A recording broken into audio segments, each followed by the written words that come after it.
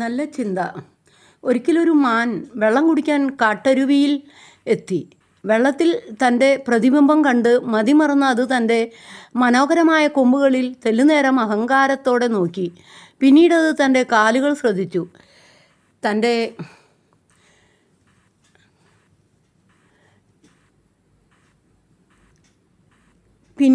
പിന്നീടത് തൻ്റെ കാലുകൾ ശ്രദ്ധിച്ചു. തൻ്റെ മെലിഞ്ഞ കാലുകൾ കണ്ടപ്പോൾ അതിന് വിഷമം തോന്നി. പെട്ടെന്നാണ് വേട്ടക്കാരൻ്റെ അമ്പ് അതിനരികത്തുകൂടി പാഞ്ഞുപോയത്. മാൻ ജീവനും കൊണ്ടോടി. അപ്പോൾ തൻ്റെ കാലുകളെക്കുറിച്ചും അതിന് അഭിമാനം തോന്നി. പറഞ്ഞിട്ടെന്ത് കാര്യം? കാട്ടുവള്ളികളിൽ കൊമ്പ് കുടുക്കി മാൻ മറിഞ്ഞു വീണു. വേട്ടക്കാരൻ അതിനെ അമ്പെയ്ത് കൊന്നു. അഹങ്കാരം കാരണം ആകുന്നത് പലപ്പോഴും അപകടകാരണമായി ഭവിച്ചു എന്ന് വരാം. ആകർഷണീയതയുടെ മറുവശത്ത് ആകസ്മികതയും ഉണ്ടാകാം. അഴകുള്ളതിനെയെല്ലാം ആരാധിക്കാനും വിരൂപമായതിനെയെല്ലാം അവഗണിക്കാനും ഇടയാകരുത്. സൗന്ദര്യം ആപേക്ഷികവും താൽക്കാലികവും ആണ്. പെട്ടെന്ന് കൊഴിഞ്ഞു പോകുന്നവയ്ക്ക് നാം നൽകുന്ന ശ്രദ്ധയും പരിചരണവും ഉൾക്കരുത്തിൻ്റെയും ആത്മബോധത്തിൻ്റെയും വളർച്ചയ്ക്കായി വിനിയോഗിച്ചാൽ അത് ഏറെ നന്മയ്ക്ക് ഇടയാക്കും. ഒരിക്കൽ ഉപേക്ഷിച്ചവയാകാം പിന്നീട് മൂല്യമുള്ളവയായി പരിണമിക്കുക. ഒരിക്കൽ ദൗർലഭ്യത്തിൻ്റെ പര്യായമായി പരിഗണിച്ചവ ആയിരിക്കും പിന്നീട് പ്രയോജനമുള്ളവയായി ഭവിക്കുക. അഹങ്കാരത്തോടെ കൊണ്ടു നടന്നതെല്ലാം മൂല്യരഹിതവും അവഗണിച്ചവയെല്ലാം ജീവിതത്തിൻ്റെ അടിത്തറയുമായി മാറി എന്നു വരാം.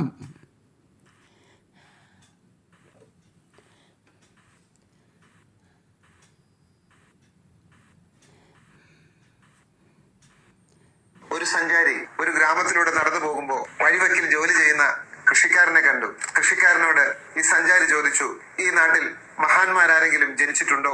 അയാൾ പറഞ്ഞു, ഇല്ല മാനെ, ഇവിടെ കുഞ്ഞുങ്ങൾ മാത്രമേ ജനിക്കാറുള്ളൂ. വളരെ കുഞ്ഞു നാളിലെ ഞാൻ കേട്ട ഒരു കഥയാണ്. ഈ കഥയുടെ സാരാംശം എന്താണ്? ഒരു നാട്ടിലും മഹാന്മാർ ജനിച്ചിട്ടില്ല. എല്ലാ നാട്ടിലും കുഞ്ഞുങ്ങൾ മാത്രമേ ജനിക്കാറുള്ളൂ. ഈ കുഞ്ഞാണ് ഭാവിയിൽ ഒരു മഹാനാവാൻ കഴിയുന്നത്. പ്രിയപ്പെട്ടവരെ, ദൈവം മനുഷ്യരെ സ്നേഹിച്ചത് കൊണ്ടാണ് കഥകൾ ഉണ്ടായത് എന്നൊരു വിശ്വാസമുണ്ട്. ഒരു മനുഷ്യന്റെ കരളിനെ അലിയിപ്പിക്കാനും വീണ്ടും പുതുതായി പടുത്തുയർത്താനും കഥകൾക്ക് ശക്തിയുണ്ടത്രേ. വേദവ്യാസൻ പറയുന്നു, ഒരു കഥ ഒരാൾ ശ്രദ്ധാപൂർവം കേട്ടാൽ അയാൾ ഒരിക്കലും പഴയ മനുഷ്യനായിരിക്കുകയില്ലത്രേ. ജീസസ് ക്രൈസ്റ്റ് കഥകളിലൂടെയാണ്, ഉപമകളിലൂടെയാണ് തന്റെ ആശയങ്ങൾ തന്റെ അനുയായികളെ പഠിപ്പിച്ചിരുന്നത്. ലോകാരംഭം മുതൽ തന്നെ കഥകളുടെ പ്രാധാന്യം എല്ലാവരും തിരിച്ചറിഞ്ഞിട്ടുണ്ട്. നമുക്ക് നമ്മുടെ മക്കൾക്ക് നല്ല കഥകൾ പറഞ്ഞു കൊടുക്കാം. ഒരു കൂടയിൽ നിറയെ കഥകളുമായി നമുക്ക് യാത്ര ആരംഭിക്കാം. നമുക്ക് പറ്റുന്നിടങ്ങളിലെല്ലാം ഈ കഥകൾ വാരി വിതറാം. അതിൽ ചിലതെങ്കിലും ഹൃദയഭൂമിയിൽ വീഴാതിരിക്കുകയില്ല.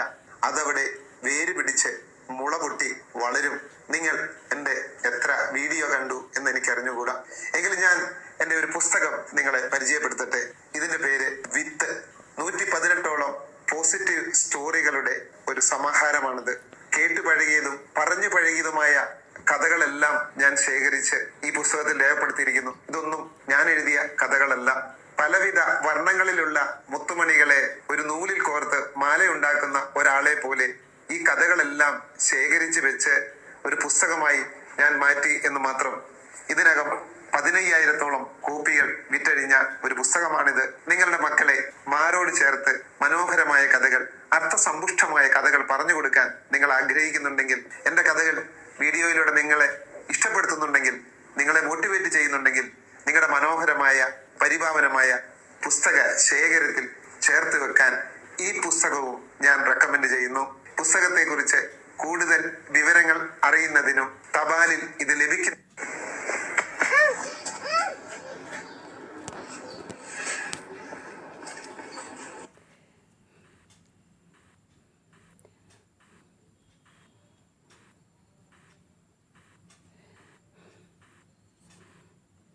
അറേബ്യയിലെ പുരാതന നഗരമായിരുന്ന ബസറയിലായിരുന്നു സൂഫി വര്യനായിരുന്ന ദർവീസ് താമസിച്ചുകൊണ്ടിരുന്നത്. ഒരു ദിവസം രാത്രിയോടടുത്ത സമയത്ത് അദ്ദേഹത്തിന്റെ പ്രിയപ്പെട്ട സുഹൃത്ത് അദ്ദേഹത്തിന്റെ വാതിലിൽ നിന്ന് മുട്ടി. ദർവീസ് വാതിൽ തുറന്നപ്പോൾ വിഷണ്ണായി സങ്കടത്തോടെ ആകെ അലങ്കോലപ്പെട്ട തന്റെ പ്രിയപ്പെട്ട സുഹൃത്തിനെ കണ്ടു. എന്തുപറ്റി? ദർവീസ് ചോദിച്ചു. അദ്ദേഹം താഴേക്ക് നോക്കി പറഞ്ഞു, ഞാൻ ഒരാൾക്ക് 300 ദിർഹം തിരിച്ചു കൊടുക്കാനുണ്ട്. അത് ഇന്ന് രാത്രി കൊടുത്തില്ലെങ്കിൽ നാളെ എനിക്കുള്ളതെല്ലാം നഷ്ടമാവും. എൻ്റെ മാനം നഷ്ടപ്പെടും. എന്നെ ഒന്ന് സഹായിക്കാമോ? ഒരു നിവൃത്തിയുമില്ലാത്തത് കൊണ്ടാണ് ഞാൻ അങ്ങയുടെ അടുത്ത് അങ്ങയുടെ വാതിലിൽ മുട്ടിയത്. ദർവീഷ് ഉടൻ തന്നെ തന്റെ വീട്ടിലുള്ള സകല വിലപിടിച്ച വസ്തുക്കളെല്ലാം എടുത്തു. പക്ഷേ 300 ദിർഹം തികഞ്ഞില്ല. അദ്ദേഹം ഉടൻ തന്നെ തന്റെ അയൽക്കാരുടെ എല്ലാം വാതിലുകൾ മുട്ടി അവരിൽ നിന്നെല്ലാം കടം വാങ്ങി. അങ്ങനെ എങ്ങനെയൊക്കെയോ 300 ദിർഹം തികച്ച് തന്റെ സുഹൃത്തിന് കൊടുത്തു. സുഹൃത്ത് പോയി കഴിഞ്ഞപ്പോൾ തന്റെ കുടിലിന്റെ വാതിക്കലിരുന്ന് ദർവീസ് പൊട്ടി കരഞ്ഞു.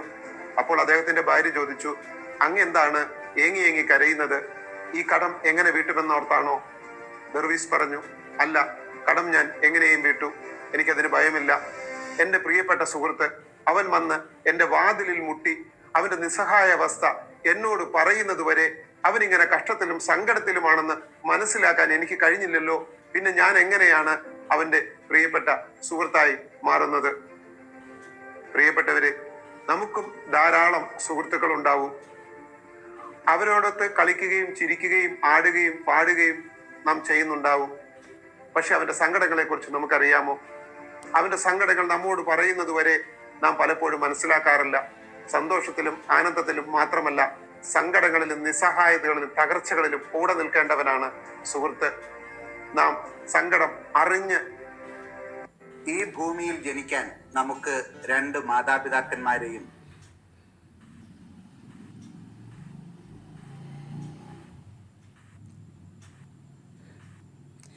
കർത്താവിൻ്റെ സ്നേഹം ഒരിക്കലും അസ്തമിക്കുന്നില്ല. വിലാപങ്ങൾ 3:22.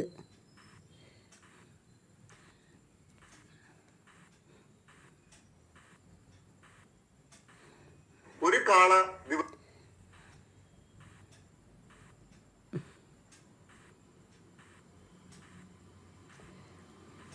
ഒരിക്കൽ ആഴത്തിൽ മുറിപ്പെടുത്തിയവരോട് ക്ഷമിക്കാൻ പ്രയാസമായിരിക്കും. അവരെക്കുറിച്ച് ഓർക്കുമ്പോൾ തന്നെ വല്ലാത്തൊരു ദേഷ്യമുണരും. ശാന്തമായി ഒന്ന് ആലോചിച്ച് നോക്കിയേ, ആരോട് ക്ഷമിക്കാനാണ് പ്രയാസം? വേദനിപ്പിച്ചവരോടോ, അതോ അവരെ അത്രത്തോളം വിശ്വസിച്ച് സ്വന്തം ഹൃദയത്തിൽ ഇടം കൊടുത്ത നമ്മളോട് തന്നെയോ? ഞാൻ എന്തിനാണ് അവരെ അത്രത്തോളം സ്നേഹിച്ചത്, എന്തിനാണ് അവരെ വിശ്വസിച്ചത് എന്ന കുറ്റബോധമാണ് പലപ്പോഴും ഉള്ളിൽ നേറുന്നത്. മറ്റുള്ളവരോട് പൊറുക്കുന്നതിന് മുമ്പ് ആ പഴയ എനിക്കാണ് ഞാൻ ക്ഷമ കൊടുക്കേണ്ടത്. സാരമില്ല, പോട്ടെ, അത് അത്രയേ അറിയുമായിരുന്നുള്ളൂ എന്ന് നമ്മളോട് തന്നെയാണ് ആദ്യം പറയേണ്ടത്. അന്നേരമായിരിക്കും നെഞ്ചിലെ ഒരു ഭാരം ഇറക്കി വെച്ചതിൻ്റെ സ്വാസ്ഥ്യം അനുഭവിക്കാനാവുന്നത്. സ്തുതിയായിരിക്കട്ടെ. ഒരിക്കൽ ആഴത്തിൽ മുറിപ്പെടുത്തി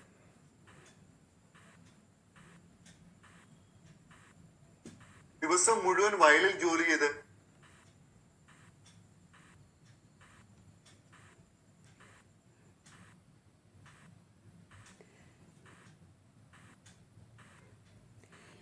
പഴയ മുറിപ്പാടുകൾ കാണുമ്പോൾ സങ്കടം തോന്നാറില്ലേ? അന്നങ്ങനെ സംഭവിച്ചല്ലോ എന്നോർത്ത് വീണ്ടും വീണ്ടും വേദനിക്കാറില്ലേ? യഥാർത്ഥത്തിൽ മുറിവടയാളങ്ങളെ ഓർത്ത് ലജ്ജിക്കേണ്ടതുണ്ടോ? ഉദ്ധിതൻ തൻ്റെ ഉടലിലെ മുറിവുകൾ മറച്ചു വച്ചില്ല. കാരണം അവ മരണത്തെ ജയിച്ചതിൻ്റെ അടയാളങ്ങളായിരുന്നു. ഒരു കാര്യം ഓർക്കണം, മുറിവുകൾ തോൽവിയുടെ അവശേഷിപ്പല്ല, ഉയിർപ്പിൻ്റെ മനോഹരമായ അടയാളങ്ങളാണ്. അത് ആത്മവിശ്വാസത്തിൻ്റെ പുഞ്ചിരികളാണ്. സ്തുതിയായിരിക്കട്ടെ. പഴയ മുറിപ്പാടുകൾ കാണാം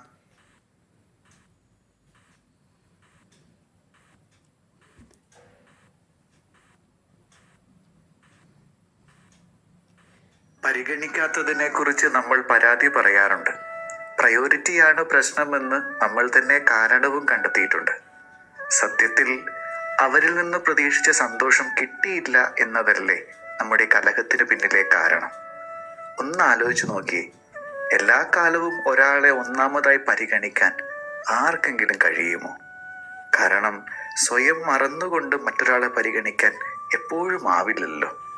ഇനി നമ്മളെ പരിഗണിച്ചില്ല എന്ന് പഴി പറയുന്നവരുടെ സന്തോഷം നമുക്കെത്രമാത്രം പ്രധാനപ്പെട്ടതാണ് എന്നതും വലിയൊരു ചോദ്യമല്ലേ? സ്തുതിയായിരിക്കട്ടെ. പരിഗണിക്കാത്തതിനെ കുറിച്ച് നമ്മൾ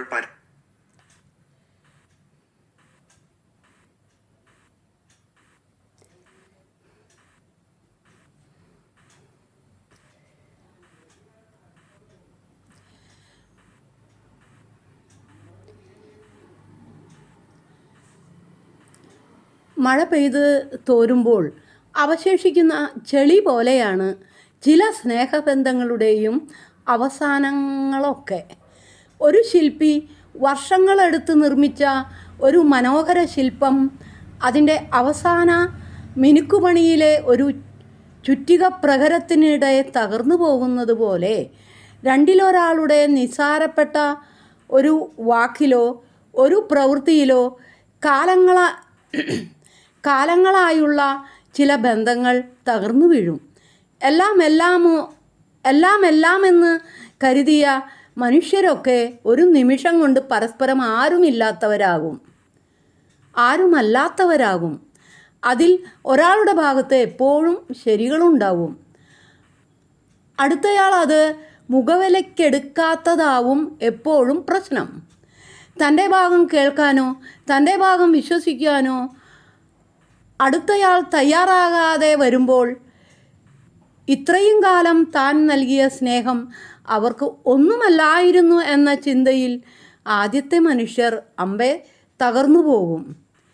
തീവ്രമായ ഒരാളെ സ്നേഹിക്കുക എന്നാൽ നമ്മുടെ ഹൃദയത്തിൻ്റെ താക്കോൽ അവർക്ക് കൈമാറുകയാണ്. ആ താക്കോൽ അവർ എങ്ങനെ ഉപയോഗിക്കുന്നു എന്നതാണ് സ്നേഹത്തിൻ്റെ നിലനിൽപ്പ്.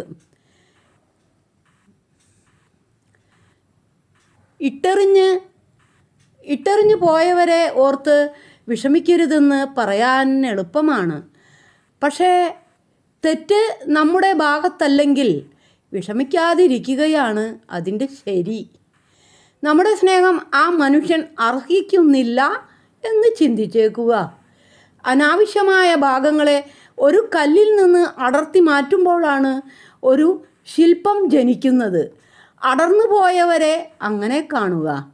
സ്നേഹം ഒരു വലിയ നിക്ഷേപമാണ്. തെറ്റായ ഇടങ്ങളിൽ അത് നിക്ഷേപിക്കാതിരിക്കുക. കടപ്പാട്.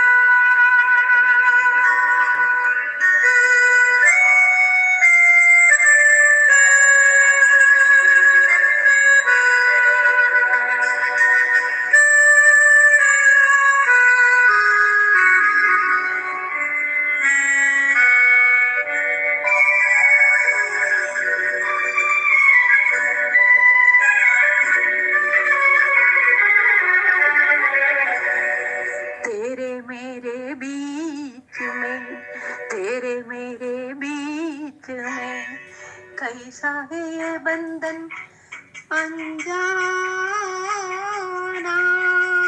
कैसा है ये बंधन अनजाना, मैंने नहीं जाना तूने नहीं जाना, मैंने नहीं जाना तूने नहीं जाना, तेरे मेरे बीच में कैसा है ये बंधन अनजाना।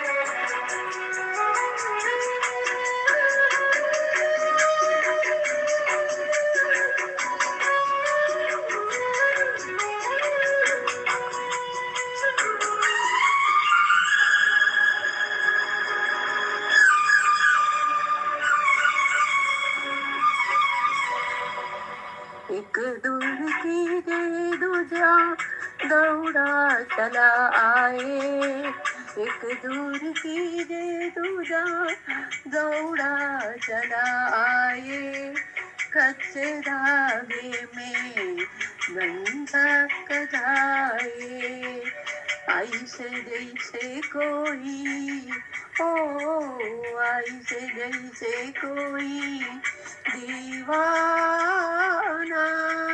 ऐसे जैसे कोई दीवाना, मैंने नहीं जाना तूने नहीं जाना, तेरे मेरे बीच में कैसा है ये बंधन अनजाना।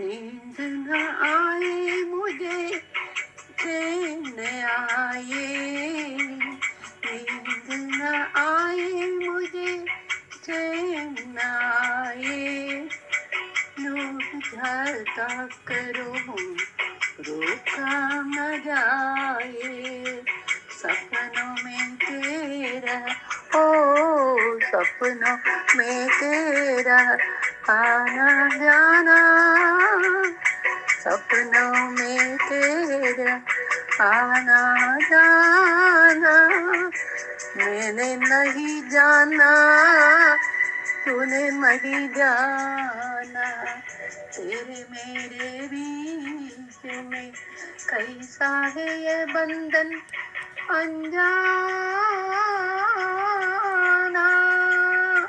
कैसा है ये बंधन अनजाना।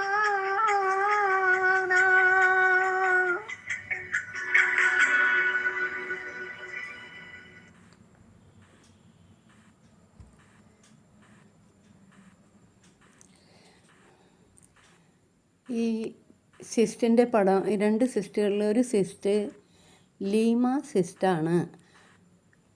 ഇവിടുത്തെ വർഗീസ് ചേട്ടൻ്റെ അമ്മയുടെ ഇളയപ്പൻ്റെ മകളാണ്. സെൻറ്റ് മേരീസിൽ കുറേ നാൾ പ്രിൻസിപ്പാളായിട്ട് ഉണ്ടായിരുന്നു. ചേലക്കരയാണ്, കോൺവെൻറ്റിലാണ് ഉള്ള ഫോട്ടോ ആണ്. ഇതിൻ്റെ പിന്നിൽ ഞാൻ എൻ്റെ രണ്ടാമത്തെ മകളെ തോളിലിട്ടിട്ട് നിൽക്കുന്നുണ്ട്, പക്ഷേ ക്ലിയർ അല്ല ഫോട്ടോ.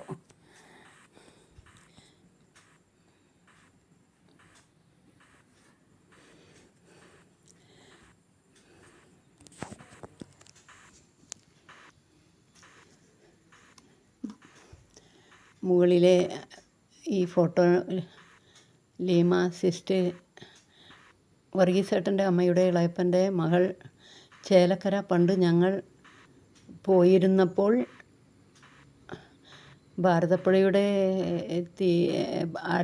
അരികെ ആയി കോൺവെൻറ്റ്. മരിച്ചപ്പോൾ ഞാനും ചേട്ടനും കുട്ടികളും മസ്കറ്റിലായിരുന്നു. സ്വപ്നത്തിൽ ബോഡി അടക്കം ചെയ്യുന്നത് കണ്ടു രാത്രി. സ്വപ്നത്തിൽ അമ്മയുടെ തറവാട്ടിലെ എരിഞ്ഞേരി തറവാട്ടിലെ എല്ലാവരെയും സ്വപ്നത്തിൽ സിമിത്തേരിയിൽ കണ്ടു. പിറ്റേ ദിവസം നേരം വെളുത്തപ്പോൾ ഞാൻ വർഗീസ് ചേട്ടനോട് പറഞ്ഞു, ഇന്നലെ രാത്രി ലീമ സിസ്റ്റിനെ അടക്കം ചെയ്യുന്നത് കണ്ടു, കന്യാസ്ത്രീനെ അടക്കം ചെയ്യുന്നത്. പക്ഷേ അത് നമ്മുടെ ലീമ സിസ്റ്റാണ്, നമ്മുടെ അമ്മയുടെ ഇളയപ്പൻ്റെ മകള്. അങ്ങനെ ഞാൻ ചേട്ടനോട് പറഞ്ഞു സ്വപ്നം കണ്ടത്. അവിടെ ഓരോ ദിവസം ഉച്ച തിരിയുമ്പോഴാണ് മനോരമ പേപ്പർ വരാറ്. പിറ്റേ ദിവസം മസ്കറ്റിൽ മലയാള മനോരമ പേപ്പർ വന്നപ്പോൾ ഉച്ച തിരിഞ്ഞ് ചേട്ടൻ ജോലി കഴിഞ്ഞ് വന്നപ്പോൾ പേപ്പർ കിട്ടി കൊണ്ടുവന്നു. അതിൽ ഞാൻ സ്വപ്നം കണ്ട ബോഡി അടക്കം ചെയ്യുന്ന ആ സമയം തന്നെയാണ് നാട്ടിൽ ഞാൻ സ്വപ്നത്തിൽ കണ്ടത്. വളരെയധികം അതിശയം തോന്നി. ലീമ സിസ്റ്റർ ഉള്ളപ്പോൾ സെൻറ്റ് മേരീസിൽ കുറേ കാലം ജോലി ചെയ്തിട്ടുണ്ട് ലീമ സിസ്റ്റർ പ്രിൻസിപ്പാളായിട്ട്. സിസ്റ്ററിൻ്റെ കൂടെ സിസ്റ്റർ പറഞ്ഞിട്ട് കുറേ സ്ഥലങ്ങളിലെ അനാഥാലയങ്ങളിലും കുറേ കോൺവെൻറ്റുകളിലെ പാവപ്പെട്ട കുട്ടികളെ നോക്കുന്ന കോൺവെൻറ്റ് സെൻറ്റ് ആൻസ് അവിടെ ഉണ്ട്. അങ്ങനെ കുറച്ച് സ്ഥലങ്ങളിലെ സിസ്റ്റർ പറഞ്ഞിട്ട് ഞാൻ പോയിട്ടുണ്ട്. ലീമ സിസ്റ്ററിൻ്റെ ഒപ്പം പല സഹായങ്ങളും പല കുട്ടികൾക്കും ചെയ്യുന്നതിന് വേണ്ടി. അതുകൊണ്ടായിരിക്കാം സ്വപ്നത്തിൽ എനിക്ക് ആ മുഖം കാണിച്ചു തന്നതും പ്രാർത്ഥിക്കാൻ വേണ്ടിയും ആയിരിക്കും എന്ന് ഞാൻ വിചാരിച്ചു. ക്ലിയറായി കണ്ടു മുഖം. അതെനിക്ക് വലിയൊരു അതിശയം പോലെ തോന്നി.